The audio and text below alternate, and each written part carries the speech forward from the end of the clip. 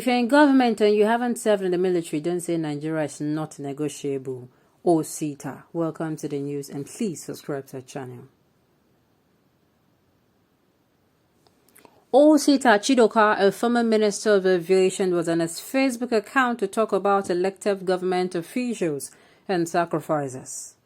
Osita Chidoka is a name that sounds similar because he was actually in the news for, I think he was in the news late last year for calling out, he actually raised the bill of policemen, police checkpoints, not even just police, military checkpoints and, I think it's in the southeastern region or in the whole of the route that leads to the southeastern region that it is actually too much.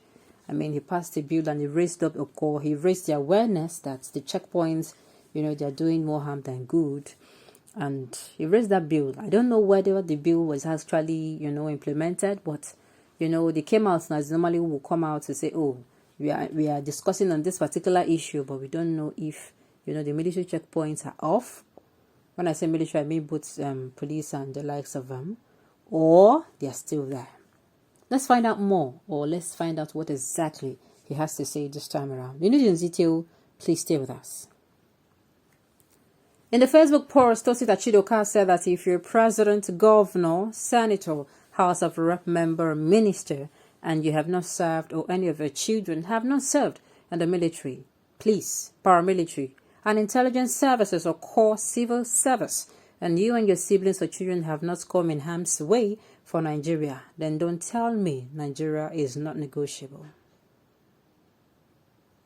In conclusion, Chidoka said such a person has no skin in the game. Osita Chidoka had also added a picture of Olusegun Obasanjo decorating his son, Adeboye Obasanjo, as he gets promoted to the rank of Brigadier General. Olusegun Obasanjo also served in the Nigerian military before his retirement. I want to disagree with what Osita said. The fact that a person and his family members have not served in the military does not make them less sacrificial. I believe there are other means of sacrificing for one's country. Serving in the elected position alone is a sacrifice. Okay, this is what Osita post read. His post reads, and I quote, if you're president, governor, senator, House of Rep member, minister, and you have not served or do not have a son or daughter in the military, in the Nigerian military, police, paramilitary, and intelligence service or core civil service, and you, your sibling or children have not come in harm's way, then don't tell me Nigeria is non-negotiable. You have no skin in the game. Okay, I believe it's coming from a place. There's something that always triggers something. Going by what he said,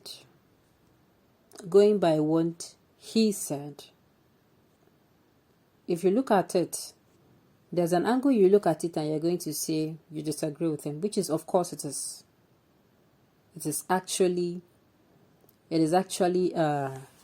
possible for you to have as in your own different opinion that is totally different from what he's saying. But let me tell you, it does not take you to be in the military.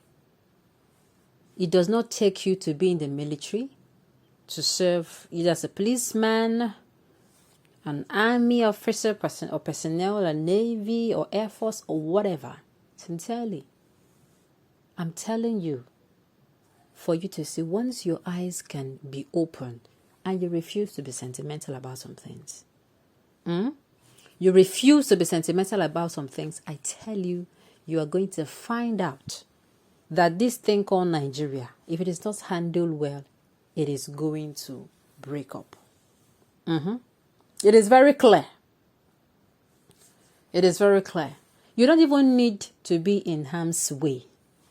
Like I would say, I don't know about any other person, but for me, each time I come across news, sad news, most especially, sad news, my brain, they say there's the way our brain works.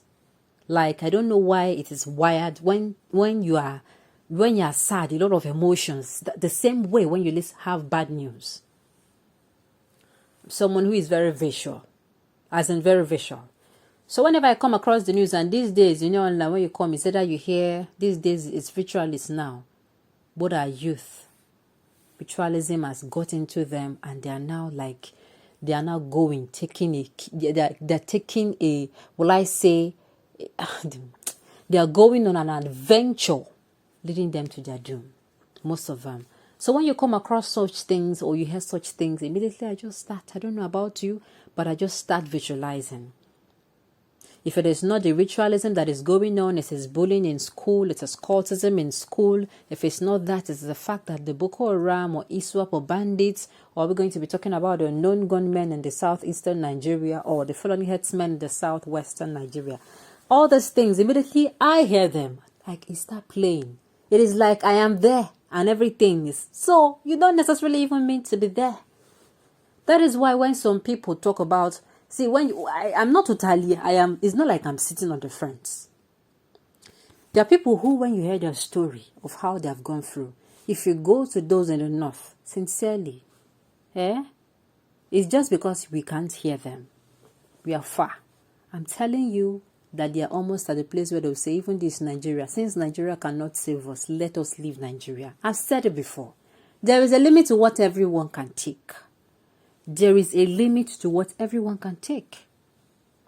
If you stay with those people, you will even wonder if they're the one even coming out to say, okay, what am I even saying? Last year, they started a protest or a campaign.